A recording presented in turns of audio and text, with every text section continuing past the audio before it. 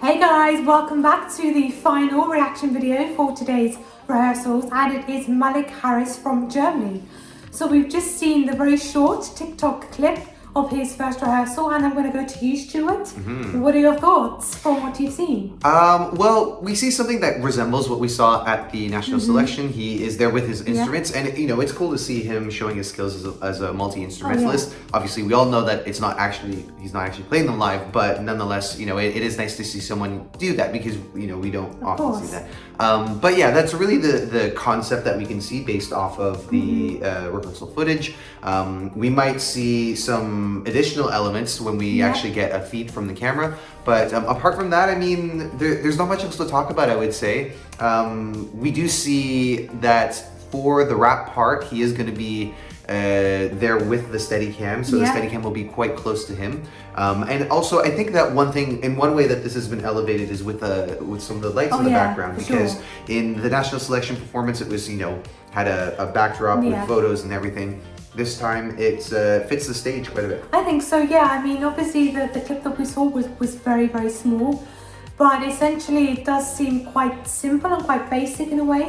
Like it's just him playing his various instruments on stage with lots of cool lighting, kind of orange-y kind of lighting is what we could see from the backdrop. So in my opinion, it's not something that's kind of really standing out to me, that's making me go like, wow, or that's kind of sticking in my mind. But he kind of looked to be confident on stage. He sounded good from what we could hear. Yeah, I think, he's come there to do what he wants to do.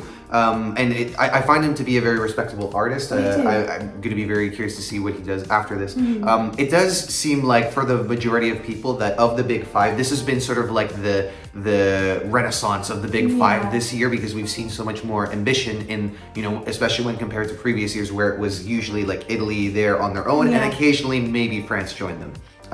But this time Germany seems to be the outlier in that, and I don't think that any of those... It is a shame, I mean, but that also seemed to be the case with all the songs that were available for it. So, I mean, I can't say that there are too many... There aren't really high hopes for this. Yeah, I mean, I think it's a very respectable song and performance that Malik and Germany can be proud of, but I don't think it's going to set the scoreboard alight in the final. Yeah, I think it is going to struggle to get out of that bottom five. Simply because there's just much more on offer. But you never know, maybe some of those songs that get through to the semi-final, maybe they won't appeal quite as much to the larger grand final audience, because we have seen in some years in the past that the voting can be quite different. Exactly, yeah, so anything's possible. But anyway guys, that's what we think. We'd love to know what you think, so drop a comment down below and join us again tomorrow for more Eurovision 2020 reactions and live videos and interviews and whatever else may happen. All right, take care. Bye.